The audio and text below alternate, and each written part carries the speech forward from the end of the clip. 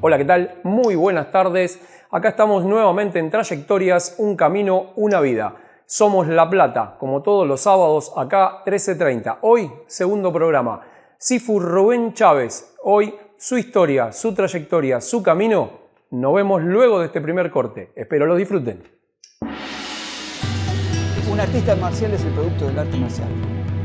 Se supone que el arte marcial tiene ciertos elementos que te tienen que ayudar a mejorar, no solamente desde la técnica, te tienen que ayudar a mejorar como ser humano, como persona.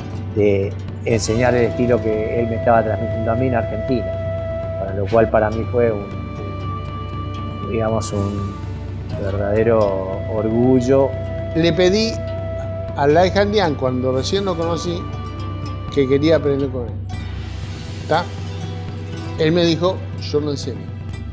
Recién el día 30 me dijo, bueno, mañana vamos a hacer el discípulo. Y uno empieza a entender ahí la responsabilidad de tener que formar, ayudar, no solamente transmitir una técnica, sino que un sistema de educación, una filosofía. El artista marcial es una persona que trata constantemente de autosuperarse. Nunca hay un hasta acá.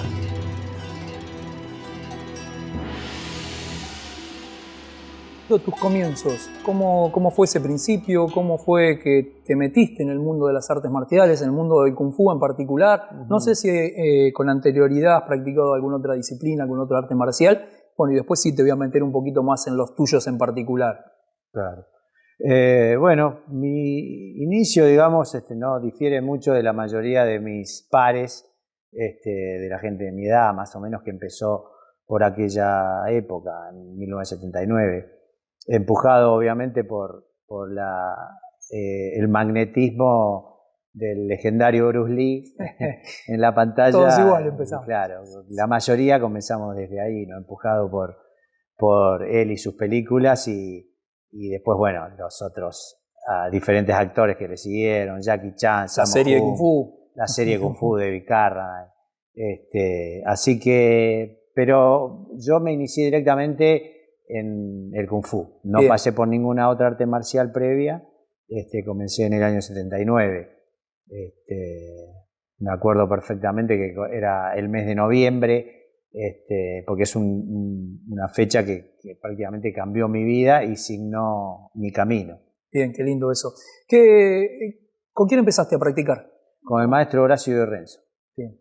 Uno de los referentes del Kung Fu de nuestro país, así que tuviste un comienzo fuerte. Sí, tuve mucha suerte porque en aquella época, primero que había muy poco Kung Fu, claro. De hecho ellos estaban dando los primeros pasos del Kung Fu en Argentina, eran uno de los primeros instructores, digamos, tanto él como su hermano Claudio, y yo tuve la suerte de justo ir al lugar donde ellos estaban enseñando, porque en aquella época era muy difícil encontrar gente idónea enseñando Kung Fu y había, bueno, mucha gente enseñando lo poco que había en ese momento. Claro, recordemos que bueno, también no teníamos la ventaja o no había la ventaja que había hoy con la conexión a internet, con ese tipo de información que llega al instante en esa época. Y tampoco había muchos viajes. Recordemos también que tanto Horacio como Claudio fueron uno de los primeros profesores de Kung Fu en salir al exterior, que bueno, eso vos lo podrás contar mejor que yo. Que fueron los primeros que salieron a buscar un poquito de conocimiento afuera. No sé si recordás qué fue lo primero que fue Horacio o fue Claudio. Fue Horacio, sí, en 1980. Sí, yo ya tenía un año de práctica, un año y moneda. Yo comencé en el 79 y en 1980 Horacio y Renzo realiza el primer viaje a Nueva York para aprender Kung Fu, porque ya un poco cansado de la búsqueda acá en Argentina, se contactó con un maestro de mucho renombre en Estados Unidos, ahí más exactamente en Nueva York, que se llama Frank de María. Y se contactó a través de alguna de las revistas de artes marciales, claro, que llegaban de afuera. Así que vía carta, como se hacía antes, viajó para allá y estuvo entrenando alrededor de un mes y medio, más o menos. Bien, y fue una de las primeras... Fue uno de los primeros viajes, al menos de los que se sabía dentro del ambiente, sobre todo el ambiente del Kung Fu, porque en otras artes marciales ya se estilaba un poco más viajar, como en el taekwondo, el karate. Claro, bueno, también convengamos que en esa época había mucho más taekwondo y karate que lo que había de Kung Fu. Eran las artes marciales que ya estaban, digamos, más establecidas con más firmeza. Bien. ¿Y recordás dónde fue que comenzaste? ¿En qué barrio, en qué lugar? Sí, en el barrio de Flores, donde vivo actualmente. Sí, a unas cuadras, en la Galería Dufaux, donde funcionaba, como es un gimnasio, que era prácticamente el West Point de Capital Federal, donde iba la mayoría de las personas a practicar artes marciales. Se llamaba Instituto Sudamericano de Artes Marciales. Había más de artes marciales, o sea, no solo Kung Fu. Tenía todo. Ah, qué lindo. Tenía todo. Tenía judo, karate, taekwondo, sipalki, tansudo, boxeo y pesas. O sea que era un lugar muy completo. Por eso lo de West Point, porque era como un instituto, digamos, con todas las artes marciales, con profesores muy reconocidos, y entre ellos estaba el maestro Di Renzo, y el maestro Claudio Di Renzo, los dos, un horario lo daba uno y otro horario, el segundo horario, lo daba Claudio. Yo de casualidad fui al primer horario, que era el que más me convenía por una cuestión de horarios de trabajo. Perfecto, era como la Chingú de Flores. Exactamente, la Chingú de Flores. Qué bien, para los que no saben, la Chingú es una academia muy importante de artes marciales en China que se caracterizó por juntar diferentes maestros en un mismo lugar. Sí, de hecho la primera academia como oficial de artes marciales, en China. No sé si la primera fue en Fatsán o la de Shanghái. La de Shanghái fue la primera. Sí, era en 1908 o 1909 creo que fue. Fue la primera. Y después Shanghái después se ramificó. Perfecto.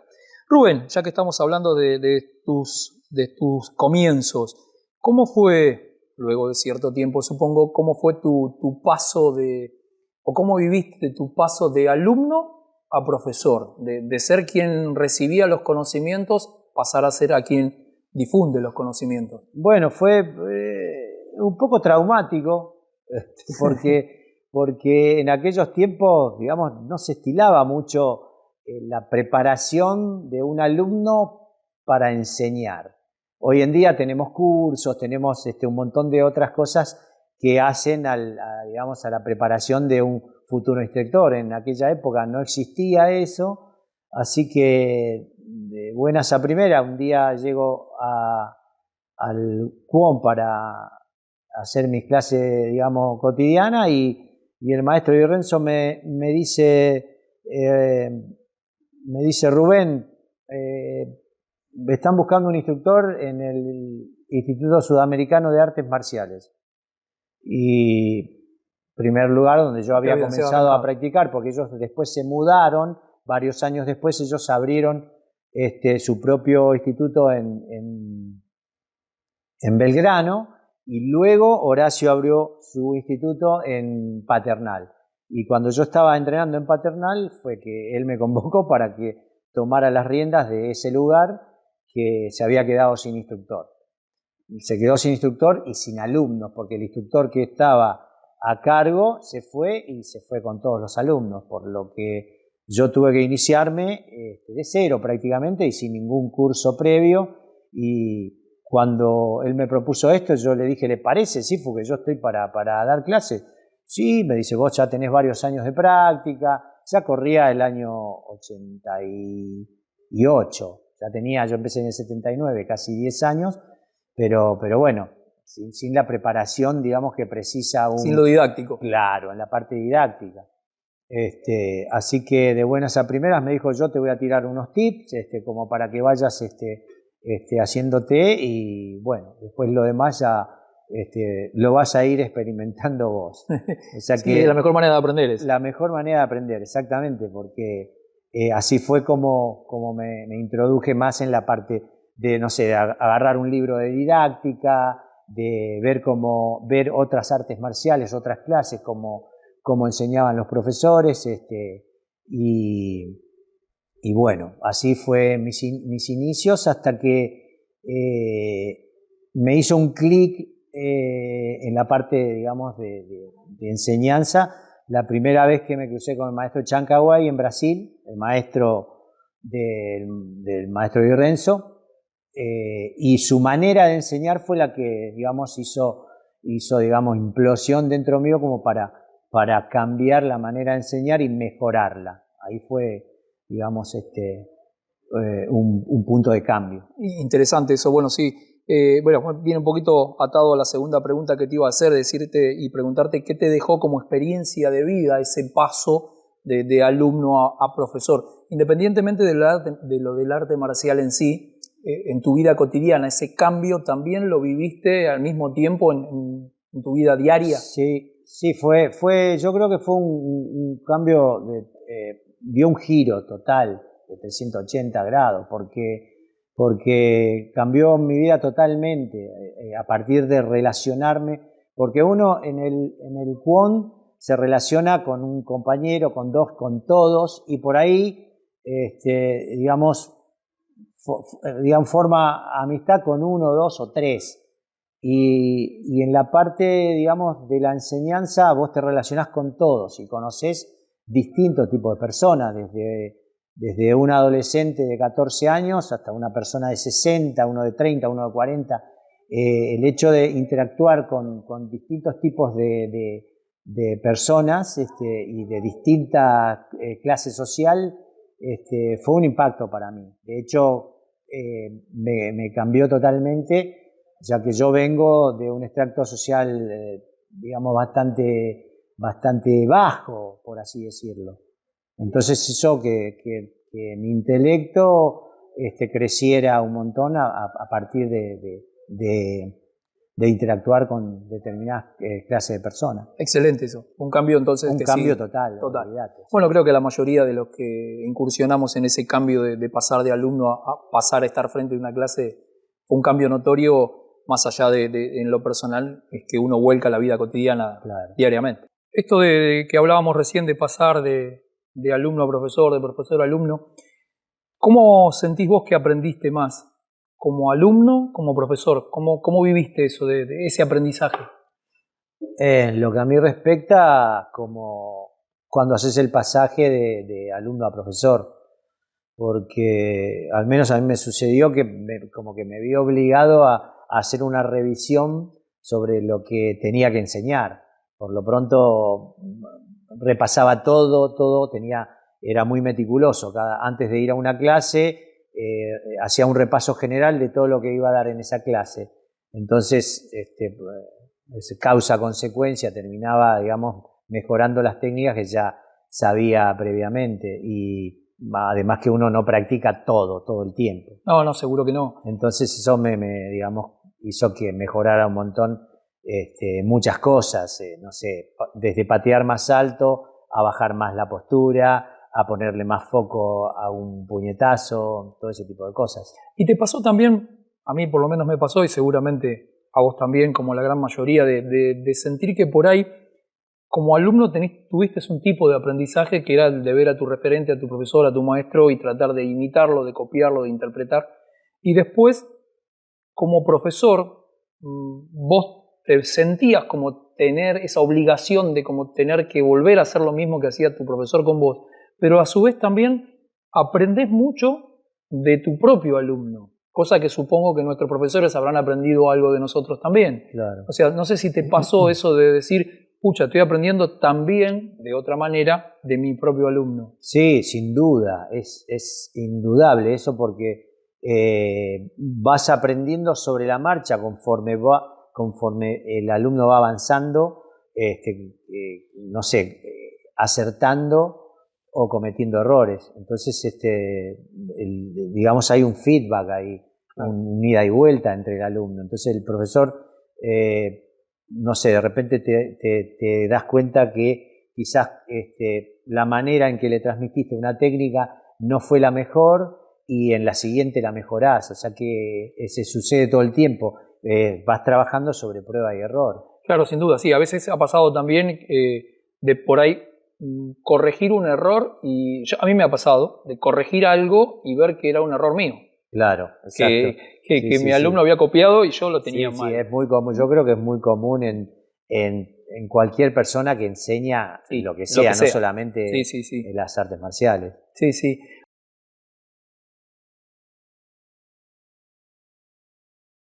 Bienvenido una vez más a Trayectoria es un camino, una vida. Hoy vamos a seguir hablando sobre la experiencia del Sifu Rubén Chávez. Mi nombre es Andrés Cano y me acompaña. Yo soy José Luis Valle y somos estudiantes de Kung Fu de la escuela de Meihua. Bueno, dentro de la experiencia que pudimos ver en el programa, ¿qué te pareció los andares de Rubén en esa introducción a su mundo en el Kung Fu? Es muy interesante la trayectoria de Rubén. Si bien tenemos en cuenta que es la segunda generación, ¿no? Como habíamos estado comentando, de practicantes, de maestros de Kung Fu que van a China, ¿no es cierto? Pero él ya es hecho en Argentina, ¿sí? Claro, a diferencia de los otros programas, nos damos cuenta que la trayectoria de Rubén, y es para resaltar, él ya es estudiante de Kung Fu, de Sifu, aquí ya argentino. Sí. O sea, él ya es producido aquí en contexto nacional. Totalmente. De hecho, él inicialmente su primer contacto es en Brasil, con el Sifu, no me acuerdo ahora el nombre. Con el Sifu Chong Kawai. Chong Kawai, que a él le genera un impacto y un cambio de visión importante. Ahí lo interesante de resaltar es que Rubén Chávez también viene siendo estudiante del Sifu Di Renzo. Entonces vemos cómo hay un paso de legado. Eso también me llama mucho la atención, ¿no? De que el Sifu le dice, venga, yo le paso a usted el legado de no solamente enseñar, sino de ese interés de ir a China a perfeccionar lo que yo ya le enseñé. Es como, yo ya le conté el cuento, pero ahora le toca ir usted a comprobarlo, ¿viste? Ese viaje Totalmente. A China es interesante. Por otro lado, ya va con otra visión, porque en realidad ya la seguridad que tiene es que él ya adquirió conocimientos con una fuerte base de Kung Fu que venía ya de China, ¿no es cierto? ¿No? A mí lo que me llama la atención de lo que él menciona al principio es que él se introduce al mundo del Kung Fu a través de la serie Kung Fu, ¿viste? Entonces uno tiene una idea de la patada voladora, del puño mortal, y vaya uno a hacerlo en la práctica, es totalmente diferente. En realidad generalmente nos pasa más o menos a todos, que nos acercamos a través de distintos íconos de las artes marciales, y incluso su Sifu también llega al Kung Fu a través de esa misma vía, ¿no es cierto? A mí lo que me llama la atención, hablando también y siguiendo de la corriente con eso, es que, por ejemplo, vemos cómo él va a Brasil, el Sifu Chong Kawai, que es el que le enseña toda esta disciplina, lo pule, le dice, bueno, ahora le toca ir a China. O sea, siempre está esa necesidad de, tiene que ir ahora a la casa matriz a que corrija con su propia experiencia. Porque la experiencia en el Kung Fu, según lo que pudimos ver en el programa, sí o sí tiene que pasar por el cuerpo. Si el cuerpo no lo vivencia, si el cuerpo no está ahí, no lo procesa. Yo creo que es algo que queda muy en alto en el programa anterior, muy potente, tiene mucha fuerza.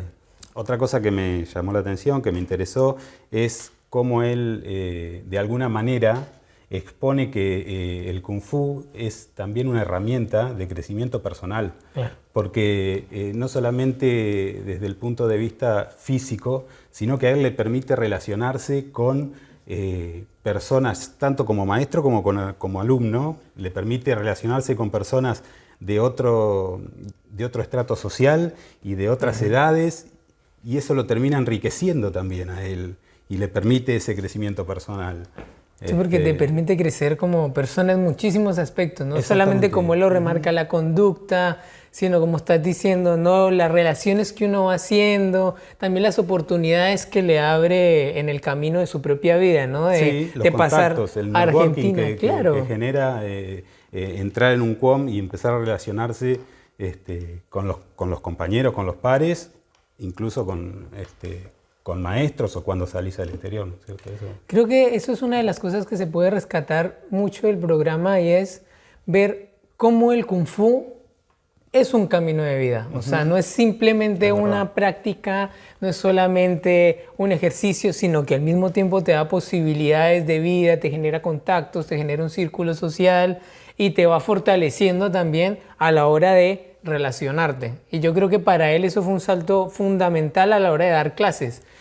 Totalmente, porque él en realidad, por lo que cuenta él ahí en el pasaje que pudimos ver, es que él tiene que volver al Instituto Sudamericano de Artes Marciales, claro, donde él inició el Kung Fu, luego de 8 años de práctica más o menos, tiene que volver a hacerse cargo como Sifu, o sea, ya no como alumno, no, le pasa la responsabilidad. Claro, exactamente.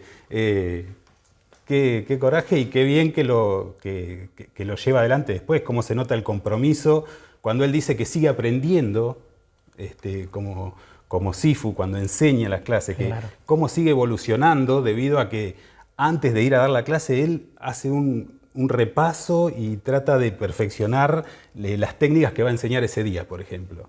Entonces es como que a pesar de que él toma el rol de Sifu para enseñar, sigue aprendiendo, incluso a través de los errores, ¿no? No, y que es clave porque, por ejemplo, cuando lo escuchamos, notamos que él no se dice a sí mismo Sifu, sino él siempre es estudiante de, porque él siempre está, y yo creo que lo resalta mucho continuo. En aprendizaje, sí. O sea, si algo él rescata mucho de la práctica del Kung Fu es, uno tiene que ir puliendo y puliendo y puliendo hasta más no poder. Yo creo que es esa actitud de siempre querer perfeccionar y perfeccionar el arte que hace, que se rescata demasiado. Otra cosa que es interesante remarcar ahí es, hablando de su experiencia en Brasil, ¿no?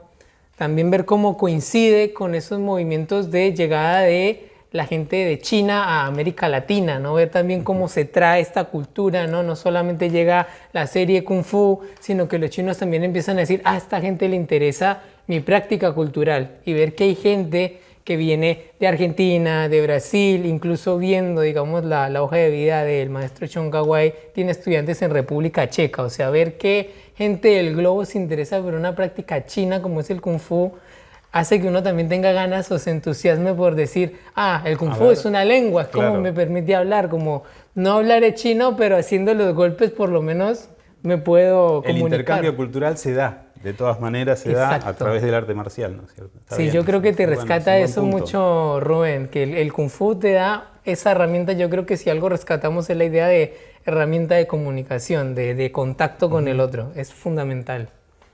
Es cierto. Dentro de las cosas que también pudimos ver es notar, ¿no?, cómo dentro de su misma práctica él sigue teniendo la idea de se ejercita también el diálogo con el otro en el sentido de ser un buen compañero, ser un buen estudiante, o sea, el Kung Fu te reformula de una forma actitudinal también, o sea, te hace ser una mejor persona para con las otras personas. Y que a su vez eso es lo mismo que transmite él después en el Quam, ¿no es cierto? O claro, sea, no solamente es transmitir el arte marcial en sí, sino esa serie de valores que como que nuclean el arte marcial en sí. Es muy interesante ver cómo él en todo momento plantea que muchas veces se da cuenta que una técnica que le enseña a un estudiante no la aprende y el estudiante al lado sí. Entonces, cómo tiene que buscar un camino alternativo y variar en función de los estudiantes, del estudiante, del aprendiz, tiene que intentar transmitir esas técnicas, ¿no es cierto? Bueno, ya para ir redondeando, yo creo que podemos rescatar esta idea, ¿no?, del Kung Fu como una herramienta de relación, al mismo tiempo como el Kung Fu también como un sitio, algo que se va creando también en el lugar donde se está aprendiendo, que no es lo mismo el Kung Fu en China, el Kung Fu en Brasil, el Kung Fu en la Argentina. Exacto. Entonces, rescatando diferentes valores de la charla con el Sifu Rubén Chávez, podemos ir también comprendiendo, o por lo menos como practicante de artes marciales, el camino o el arduo camino que todavía tengo por delante en términos de relacionamiento también. Y me hace pensar, tengo que aplicar ahora eso en mi práctica cotidiana. Totalmente. es muy motivador escucharlo, realmente es muy motivador y carga pilas para ir a las clases y poner todo lo que tenemos nosotros. Ganas de ir a charlar, de seguir motivándose. Bueno, esa ha sido toda la experiencia en Trayectorias, un camino, una vida, viendo la perspectiva del Sifu Rubén Chávez. Espero poder seguir también compartiendo estos espacios, también poder seguir charlando con ustedes y seguir compartiendo estas diferentes reflexiones sobre la experiencia y la trayectoria de vida de cada una de estas grandes personas que se aventuraron hacia el abismo de aprender algo que aquí no había y que... Excelente, la verdad que es muy interesante escucharlos y sacar conclusiones. Sí. Bueno, muy bien. Y acá estamos finalizando el segundo programa de Trayectorias, un camino, una vida. Hoy desandamos un poquito esto que nos comentaba Sifu Rubén Chávez y que bueno, han escuchado comentarios de un par de alumnos. Esperemos les haya gustado y bueno, acá estamos, Somos La Plata, sábado 13:30. Nos vemos en la próxima edición de Trayectorias. Los espero.